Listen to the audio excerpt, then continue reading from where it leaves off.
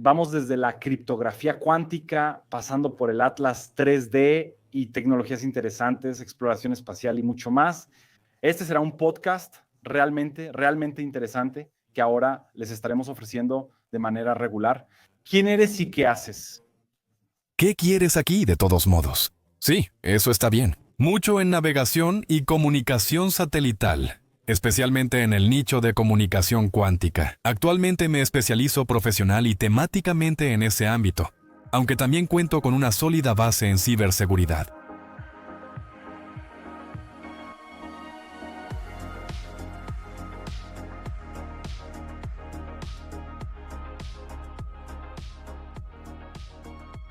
La verdad, algo que también me gustaría mencionar es todo este tema, porque simplemente es súper actual. Si recuerdas el punto, interrúmpeme, por favor.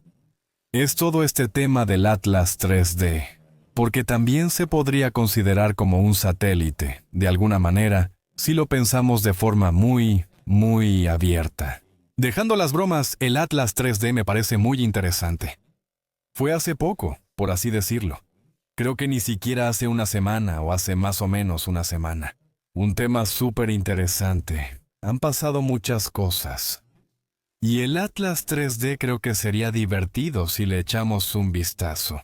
Si también tienes ganas, Claro, porque el Atlas 3D muestra anomalías muy interesantes. De hecho, leí el artículo de Avilov sobre esto y realmente lo recomiendo mucho. Son, creo, 7 u 8 páginas. Y se puede leer bastante tranquilo si ya has leído artículos antes. Así que, esa es una recomendación de mi parte. Sin duda. lo pondré en la descripción por si quieren verlo ahí. Sí, eso definitivamente va en la descripción del video. Léanlo. Aunque, si no nos equivocamos, así que no se sorprendan, los autores son del grupo de trabajo de Avi Loeb, no de Avi Loeb en persona. Definitivamente han aparecido algunas cosas súper inusuales en el Atlas 3D que definitivamente deberíamos mencionar. También me parece muy interesante hablar de eso. Por un lado, existen muchas anomalías y características inusuales que no deberían presentarse. Tenemos anomalías en la órbita. Tenemos una aceleración muy extraña que no es gravitacional. Luego, tenemos algo interesante también en el tema de inteligencia, la aproximación a planetas, lo cual en realidad es relativamente raro. El tamaño y la masa también son interesantes. Y sobre el azul también tenemos que hablar. Eso también me parece muy emocionante. La verdad, me gustaría hablar un poco sobre estas anomalías, o enfocarme un poco en estas anomalías, porque realmente son interesantes. En serio, no son poca cosa. También, para aclarar un poco las cosas, no siempre todo es extraterrestre. Aunque sería bonito que lo fuera. A veces pienso que sería bueno que mostraran algo. Quizás así resolveríamos problemas. O tal vez no tengo idea, depende. Pero si realmente observamos las anomalías de este Atlas 3, uno en realidad se plantearía una hipótesis sobre una tecnología extraterrestre. Si observamos la anomalía del período orbital, hablamos de una anomalía en el plano de la órbita. Normalmente tienes que imaginarlo así. Cuando algo entra en el espacio interestelar, primero tienes un caos tridimensional. Y un objeto que viene del exterior debería acercarse a nuestro sistema solar desde cualquier dirección, con cualquier inclinación respecto a la eclíptica, que es el plano aproximado en el que nuestro planeta sigue su órbita, por así decirlo. Puedes imaginar la eclíptica como una línea cósmica. Hace poco hablamos de caminos. La eclíptica es como una autopista cósmica del sistema solar. Y aquí tenemos una inclinación súper extrema, lo cual es muy inusual. Por un lado, 3 y Atlas está en una trayectoria hiperbólica y viaja a una velocidad de... ¿Cuánto era? 60 kilómetros por segundo fuera del sistema solar, algo así. O sea, bastante rápido. Pero lo realmente inusual es que su plano orbital está apenas inclinado con respecto a la eclíptica, solo como unos 5 grados o algo así. Aunque el movimiento es retrógrado, resocrat, podemos decir que la inclinación es de 175 grados y su orientación es sorprendente, porque la probabilidad de una alineación tan cercana y casi perfecta con el plano orbital o con el vector de momento angular orbital de la Tierra es increíblemente baja, es 0.2%. Y eso es, al final, lo que siempre tratamos de señalar como científicos e ingenieros. Aquí hay algo anormal, aquí hay algo que no encaja, porque los datos simplemente nos dicen, oye, eso en realidad no debería pasar. Es claro, puede pasar, pero es muy poco probable. Esa es una de las consideraciones más importantes por las que alguien dijo alguna vez. Vamos a meternos en eso. Vamos a meternos en eso. Y tal vez busca algunos otros temas relacionados con este objeto o lo observa más detenidamente. ¿Qué es lo que tal vez aún no encaja ahí? Y ahora que hablamos de anomalías, mencionamos brevemente antes que tenemos el tema de las órbitas, aceleración no gravitacional, penachos y cosas así. Entonces, ahí hay un precedente. Quizá algunos todavía lo recuerden, porque tuvimos ese 1i. Oumuamua, o Oumuamua, seguro lo estoy pronunciando mal. Mua, sí, exacto. La idea de que los visitantes interestelares experimentan fuerzas no gravitacionales no es nada nuevo. Así que, el primer visitante interestelar descubierto que acabamos de mencionar, Oumuamua, no mostró más que una aceleración no gravitacional estadísticamente significativa. Y ese era el misterio en ese entonces. Esta aceleración estaba presente, aunque no había señales espectroscópicas de ese tipo de gases cometarios. Así que los gases expulsados no producían una cola visible de cometa, que pudiera haber proporcionado el retroceso necesario. Y algunos expertos consideraron esto tan inusual, que surgió la discusión de si tal vez podría tratarse incluso de la presión de radiación solar sobre velas fotónicas extremadamente delgadas. Las velas fotónicas extremadamente delgadas son simplemente velas solares. Así que regresamos a ese tema. Quizás sea tecnología. Y ahora, en nuestro caso con Tres y Atlas, en realidad nos falta un gas. Es decir, esta situación es en realidad aún más confusa. Tenemos 2 puntos. Hasta ahora no hay ninguna señal de actividad cometaria. Los científicos aquí también estaban bastante ansiosos por más observaciones que pudieran arrojar luz sobre esto, pero hasta ahora no las hay. Y luego tenemos el tema. Si Tres y Atlas fuera un asteroide normal, tendría que pasar por aquí con un diámetro de aproximadamente 20 kilómetros, lo cual es 100 veces más grande que Oumuamua. Siempre lo pronuncio mal, pero no importa. La probabilidad de que un objeto así de masivo pase por casualidad por nuestro sistema solar es súper baja. Es extremadamente baja. Tendría que buscar de nuevo los números, porque es aún más baja que la de antes.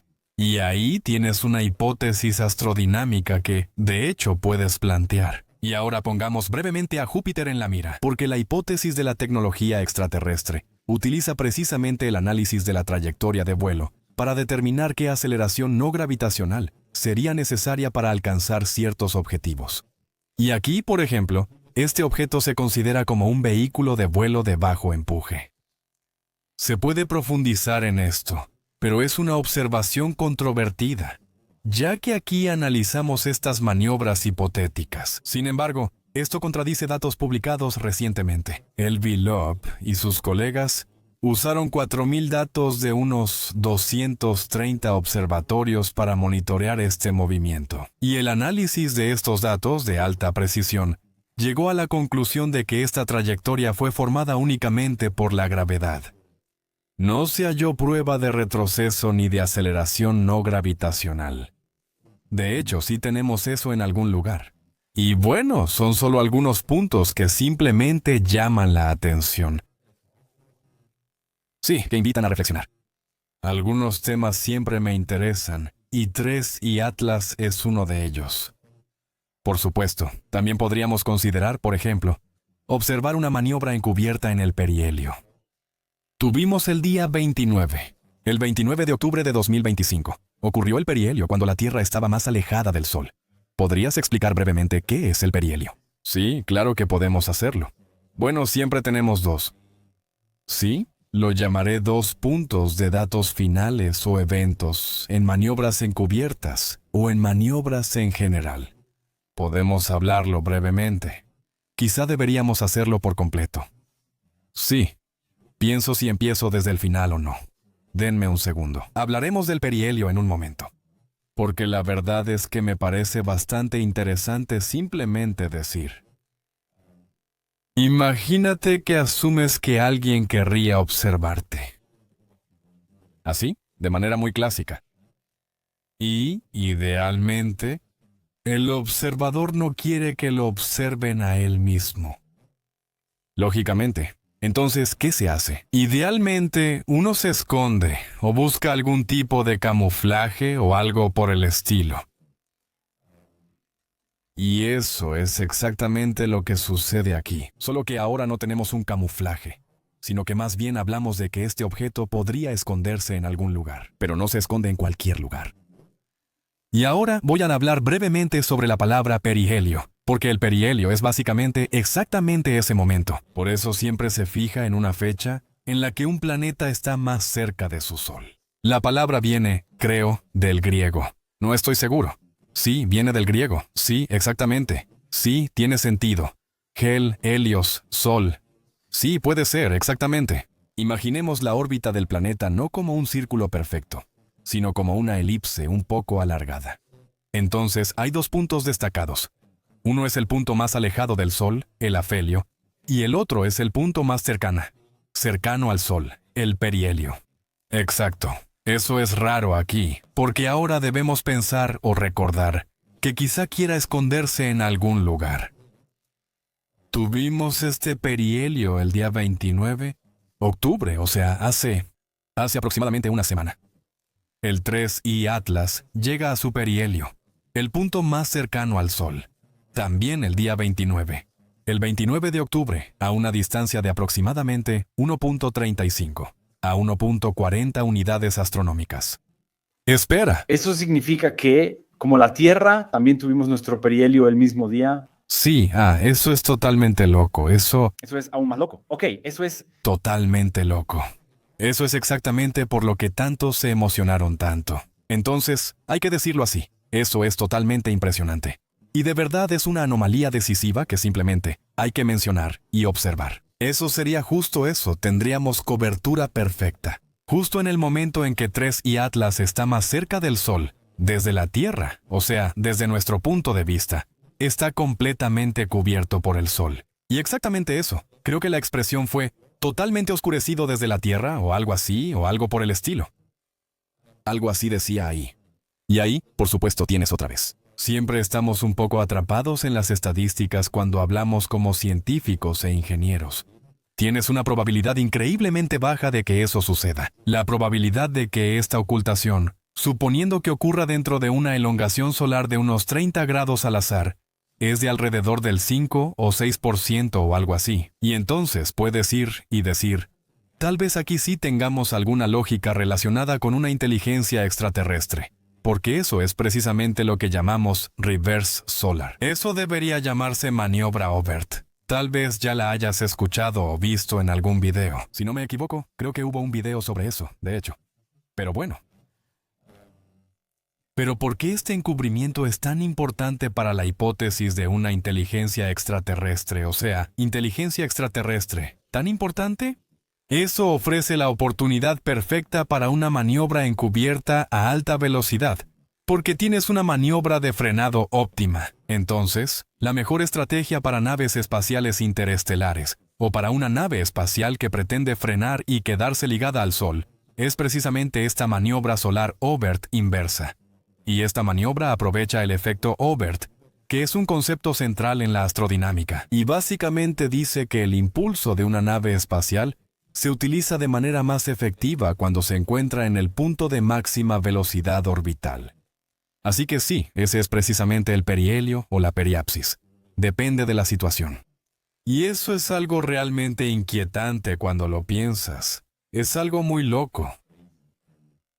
Y todo esto, o sea, 3I Atlas se acerca, pasa muy cerca de Venus, muy cerca de verdad, pasa muy cerca de Marte, 20 o 40 millones de kilómetros, tanto que incluso un rover de Marte podría, y este orbitador de reconocimiento de Marte y también el orbitador Trace de la Agencia Espacial Europea, ellos apuntaron todas sus cámaras que en realidad no estaban hechas para eso, hacia ese objeto, pero curiosamente evitan apuntar a la Tierra. Y todo esto, o sea, se acercan mucho al Sol, Venus, Marte y Júpiter, pero a la Tierra no. como si estuvieran haciendo un rodeo intencional alrededor de ella. Eso simplemente es súper raro. Es simplemente muy raro, y se puede decir así porque simplemente es raro. Por supuesto, en la realidad siempre es un poco más complicado porque... creo que no necesitamos explicarlo mucho. Pero en el contexto astronómico, cerca no necesariamente significa cerca. En escala humana, hay que decirlo con justicia, por supuesto. Porque aunque 3 y Atlas esté en órbita cerca de Marte o llegue ahí, sigue estando a millones de kilómetros de distancia, más lejos de lo que cualquier cámara del rover podría captar. Un rover como Perseverancia o Curiosidad está hecho para tomar imágenes de cerca, cosas clásicas como rocas, dunas, quizá Phobos, la luna de Marte, en el cielo o similar. Pero no cuentan con una óptica de telescopio capaz de ver pequeños puntos de luz lejanos. Eso, por supuesto, hay que tenerlo en cuenta. Pero definitivamente es extraño. Es realmente muy extraño. Y ahora sobre el asunto, ¿de dónde viene 3 y Atlas? Tal vez lo entendí mal, pero eso viene con una precisión de 0.6 grados o algo así. Exactamente de la dirección de donde recibimos hace años esa llamada señal wow. ¿Recibimos? Como humanidad hemos desplegado nuestros escuchas y estamos monitoreando constantemente el universo. Por si acaso escuchamos algo en algún lugar, alguna señal de radio de una civilización extraterrestre. Y nunca hemos escuchado nada, excepto esa única señal, wow. Eso fue, no recuerdo exactamente cuándo fue. Eso fue hace años, mucho tiempo. Hace mucho tiempo, sí. Hace mucho, mucho tiempo. Fueron unos segundos o unos minutos. Viene exactamente de la esquina de donde viene ese cuerpo celeste. Exactamente de ahí. De ahí vino esa señal por unos minutos o por un tiempo muy, muy corto. Y desde entonces, simplemente nunca más. Desde entonces, silencio. Hasta que en algún momento de febrero, creo, fue cuando ese asteroide o cuando se descubrió ese cuerpo celeste, lo cual es una locura, porque ¿cuál es la probabilidad de que 2 señales así se superpongan? Sí, John. Eso es realmente así. Creo que en realidad no queremos... Iba a decirlo en palabras, pero mejor en cifras. Pero sí, de hecho. Creo que incluso la señal wow fue en los 70s u 80s o algo así. Eso fue hace muchísimo tiempo. Definitivamente. Y lo que todavía recuerdo, eso es de Search for Extraterrestrial Intelligence. Es como esa legendaria señal de Search for Extraterrestrial Intelligence, al final de cuentas. De alguna manera, tienes una señal de radio misteriosa, misteriosamente fuerte, cuyo origen definitivamente estaba en algún lugar fuera de la Tierra. Pero quizá también, ¿de dónde viene Atlas? Simplemente no lo sabemos. Probablemente tampoco lo vamos a descubrir tan rápido de dónde viene realmente. Pero esa es precisamente la improbabilidad. Porque lo que hace que esta conexión sea tan fascinante es, una vez más, la estadística detrás de todo esto. Porque la probabilidad, como ya dijiste, de que esta dirección de llegada de 3 Atlas coincida por casualidad con la dirección de la señal wow. Creo que el artículo se tituló con menos de 1% como 0.5 o 0.6%.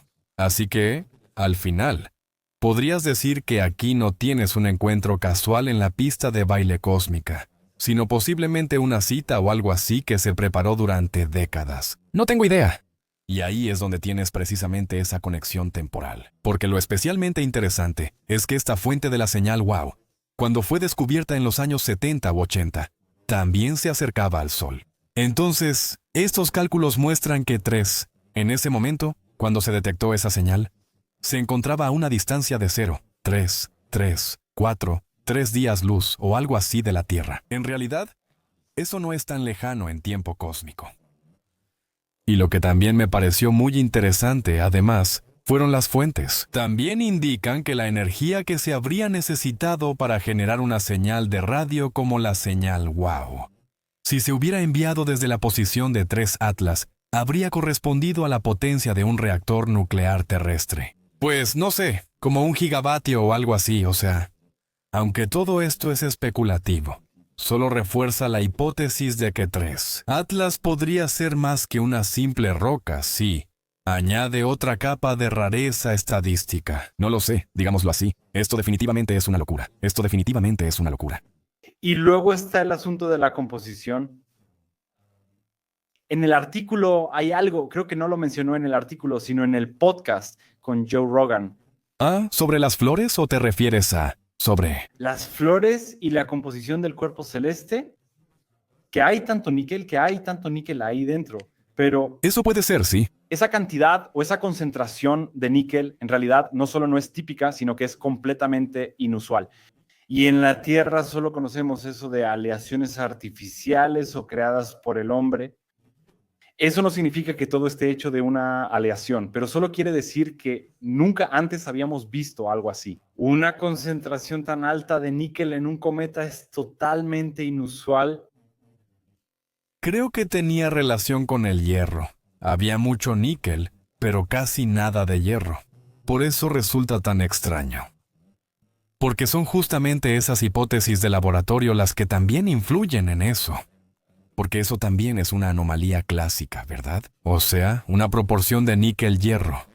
Tengo que recordar mis estudios. Tú detente. Tienes cosas importantes. En realidad, en lo que respecta a anomalías químicas, la proporción de dos metales en la nube de gas es uno de esos puntos. Dijimos mucho níquel y poco hierro. Eso tiene sentido, ya que varios equipos de investigación han descubierto que una emisión de gas, básicamente, en realidad también debería contener hierro. Y aquí simplemente no lo tenemos en absoluto. Y si ahora aplicamos esto a nuestro Atlas 3E, entonces tenemos precisamente esta temática: mucho níquel, poco hierro. Y de eso también podrías preguntarte, ¿tenemos algún origen antinatural? Porque en la naturaleza, esta proporción es súper inusual, porque el níquel y el hierro normalmente se producen juntos en estrellas que explotan. Creo que incluso en supernovas. ¿Y los blancos en los cometas? Sí, o sea, en los cometas del sistema solar, mejor dicho, o en su composición, presentan una frecuencia similar a la del Sol.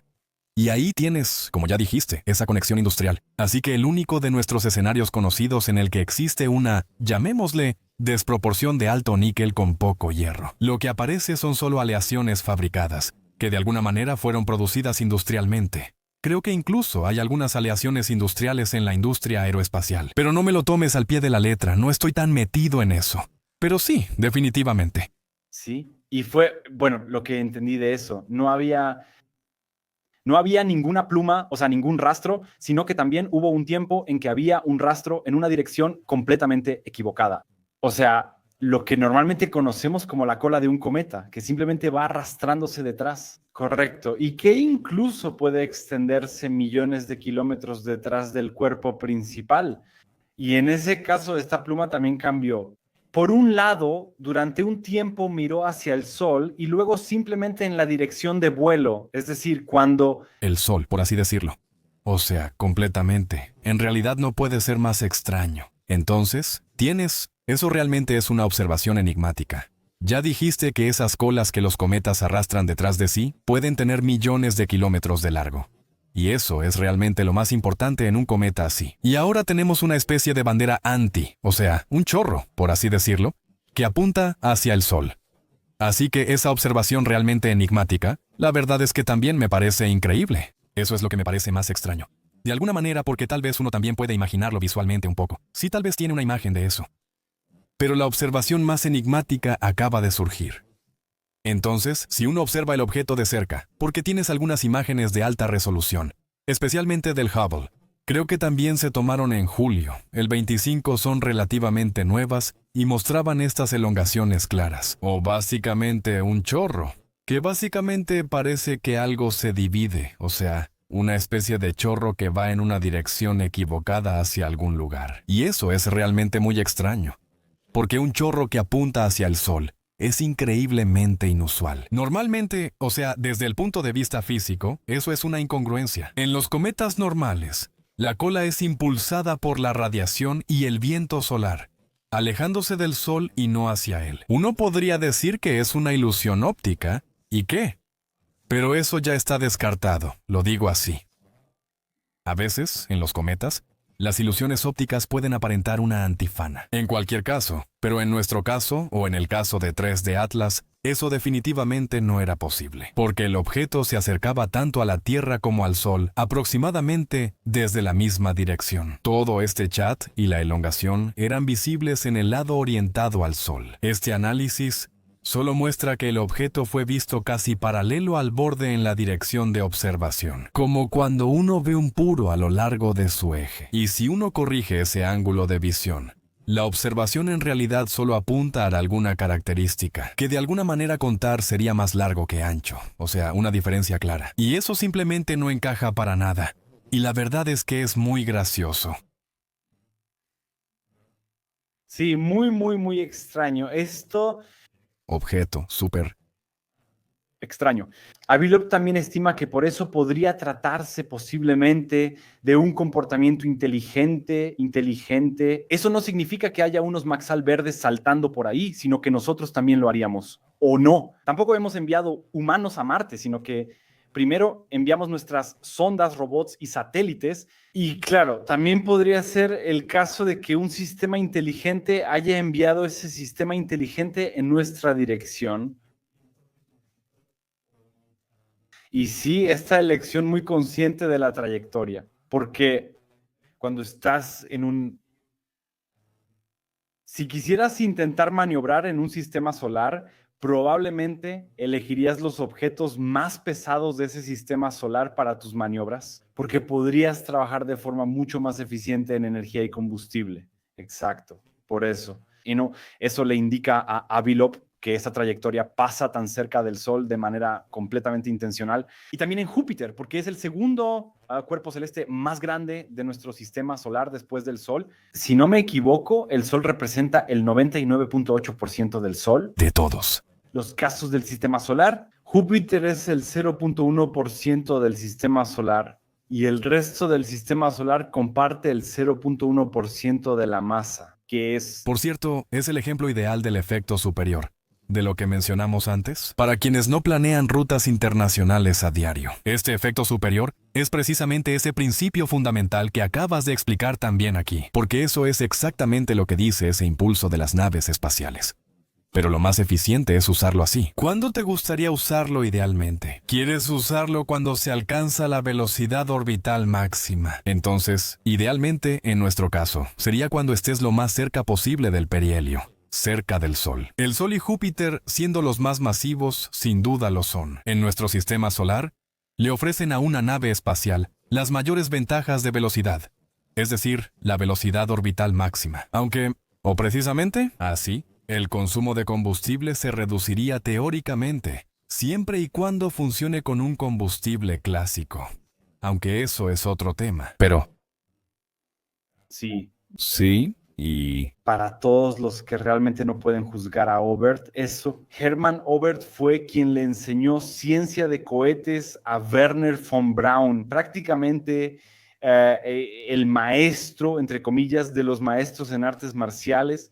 No en el sentido de dominar, sino en el sentido de aprender de Wernher von Braun. Entonces, solo para que se ubiquen quién fue Hermann Oberth. Perfecto, súper interesante.